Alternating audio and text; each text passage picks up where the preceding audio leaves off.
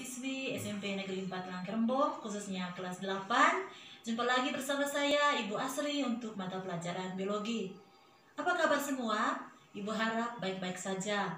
Walaupun sekarang kita harus belajar dari rumah akibat wabah COVID-19, tetapi kita harus semangat, tetap ikuti protokol kesehatan, memakai masker, cuci tangan, dan jaga jarak. Hari ini kita akan mempelajari materi tentang sendi dan otot. Masih ingatkah kalian materi kemarin tentang sistem gerak pada manusia?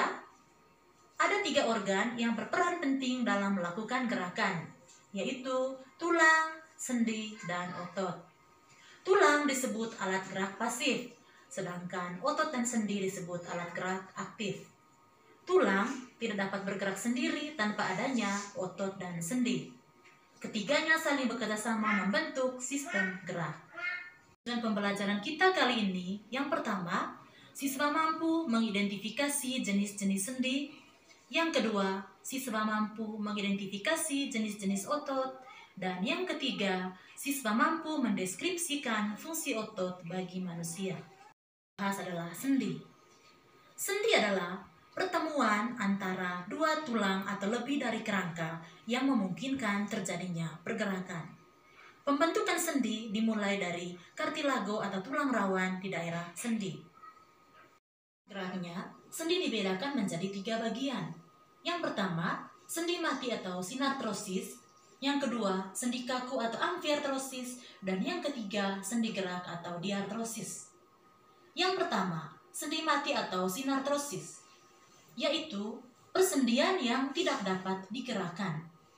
Contohnya, persendian pada tulang tengkorak dan gelang panggul. Kita bisa lihat pada gambar. Yang kedua, sendi kaku atau amfiartrosis, yaitu persendian yang memungkinkan terjadinya sedikit gerakan. Contohnya, persendian pada tulang pergelangan tangan dan kaki, dan persendian antar tulang rusuk dan tulang dada. Bisa lihat di gambar. Yang ketiga, sendi gerak atau diartrosis, yaitu persendian yang memungkinkan terjadinya gerakan lebih bebas. Diartrosis terdiri atas 5 macam, yaitu yang pertama, sendi peluru, yaitu persendian yang memungkinkan gerakan ke segala arah. Contohnya, persendian antara gelang bahu dan tulang lengan atas. Bisa lihat pada gambar. Yang kedua, sendi engsel, yaitu persendian yang memungkinkan terjadinya gerakan satu arah. Contohnya, persendian pada siku. Bisa kita lihat pada gambar. Yang ketiga, sendi putar, yaitu persendian yang memungkinkan terjadinya gerakan memutar. Contohnya, sendi antara tulang tengkorak dan tulang leher. Bisa lihat pada gambar. Yang keempat, sendi geser atau luncur, yaitu persendian yang memungkinkan terjadinya gerakan bergeser. Contohnya, persendian antara tulang-tulang pergelangan tangan dan ruas-ruas tulang belakang. Bisa kita lihat pada gambar. Dan yang kelima, sendi pelana, yaitu persendian yang memungkinkan terjadinya gerakan 2 arah atau gerakan seperti orang naik kuda. Contohnya, persendian antara tulang ibu jari. Bisa kita lihat pada gambar. Masuk materi yang kedua, yaitu otot. Otot berfungsi sebagai alat gerak aktif. Sel-sel otot mempunyai kemampuan untuk berkontraksi dan berelaksasi. Sekarang kita masuk ke jenis otot. Berdasarkan jenisnya, otot terdiri atas 3 bagian, yaitu otot polos, otot lurik, dan otot jantung. Yang pertama kita akan bahas otot polos. Kita bisa perhatikan gambar otot polos. Ciri-ciri otot polos yaitu yang pertama, berbentuk gelendong, memanjang, dan ujung runcing. Yang kedua, memiliki inti sel 1 dan terletak di tengah. Yang ketiga, tidak mempunyai garis melintang. Yang keempat, bekerja secara involuntar atau di luar kehendak atau di luar kemauan manusia. Yang kelima, kecepatan kontraksi lambat. Yang keenam, mampu berkontraksi lama dan tidak cepat lelah. Dan yang ketujuh, dia terdapat pada organ penyusun bagian dalam tubuh.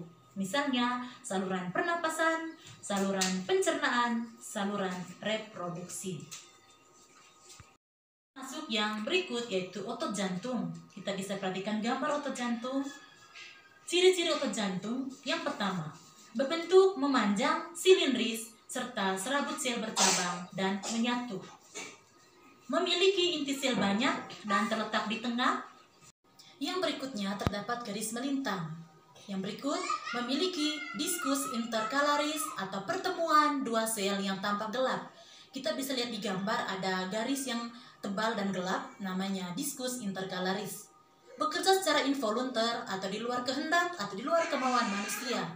Kontraksi bersifat kuat dan berirama. Dan yang terakhir terdapat pada dinding jantung. Otot yang terakhir yaitu otot lurik atau rangka. Bisa perhatikan gambar otot lurik atau rangka. Ciri-cirinya yang pertama, berbentuk memanjang, silindris, dan ujung tumpul. Yang kedua, memiliki inti sel banyak dan terletak di tepi. Yang ketiga, terdapat garis melintang. Yang keempat, bekerja secara volunter atau sadar atau ikut kemauan manusia. Yang kelima, kontraksinya cepat tetapi mudah lelah. Dan yang keenam, dia banyak menempel pada rangka atau tulang atau dia hampir menyebar di seluruh tubuh. Cara kerja otot. Otot rangka melekat pada tulang. Jaringan ikat pada ujung otot yang berhubungan dengan tulang disebut tendon. Pada saat otot rangka berkontraksi, ukuran otot memendek, mengeras, dan bagian tengahnya menggembung. Kontraksi otot dapat menggerakkan tulang yang dilekati otot tersebut, seperti pada gambar. Setelah kontraksi, otot akan berelaksasi. Pada saat berelaksasi, otot akan mengendur dan memanjang dan kembali ke ukuran semula. Kita bisa perhatikan gambar otot pada saat berelaksasi. Berdasarkan cara kerjanya, otot dibedakan menjadi dua, yaitu yang pertama, otot sinergis, dan yang kedua, otot antagonis. Otot sinergis yaitu otot-otot yang saling bekerja sama. Artinya, otot-otot tersebut berkontraksi dan berelaksasi bersama-sama. Contohnya, otot-otot antar tulang rusuk yang bekerja sama ketika menarik nafas. Jadi pada saat menarik nafas, otot antar tulang rusuk ini dia terangkat bersama-sama dan ketika dia turun juga pelan-pelan bersama-sama. Yang kedua, otot antagonis, yaitu dua otot yang bekerja berlawanan. Artinya, apabila otot yang satu berkontraksi, maka otot yang lain akan melakukan relaksasi. Otot antagonis terdapat pada otot bisep dan tricep. Saya bisa contoh, ketika saya menekuk seperti ini, maka otot bisep di bagian atas dia berkontraksi, sedangkan tricep di bagian bawah dia berelaksasi. Jadi kerja seperti ini namanya kerja otot antagonis.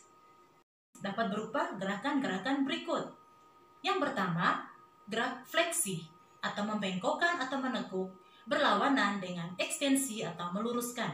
Fleksi, membengkok atau menekuk, ekstensi, meluruskan. Yang kedua, gerak abduksi menjauhi badan berlawanan dengan aduksi mendekati badan. Abduksi menjauhi badan, aduksi mendekati badan. Yang berikut, gerak depresi menurunkan berlawanan dengan elevasi atau mengangkat. Contohnya, gerak kepala menunduk depresi dan gerak kepala menengadah elevasi. Berikutnya, gerak supinasi atau menengadah berlawanan dengan pronasi atau menelungkup. Supinasi menengadah, pronasi menelungkup. Dan yang terakhir, gerak inversi berlawanan dengan eversi.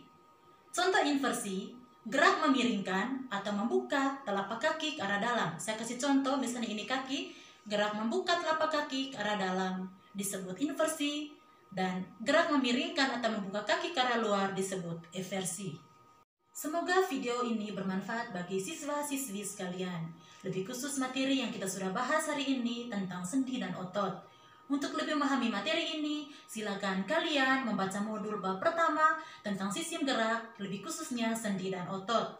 Silakan kalian mengerjakan LKPD 2 dan LKPD 3 yang sudah disediakan.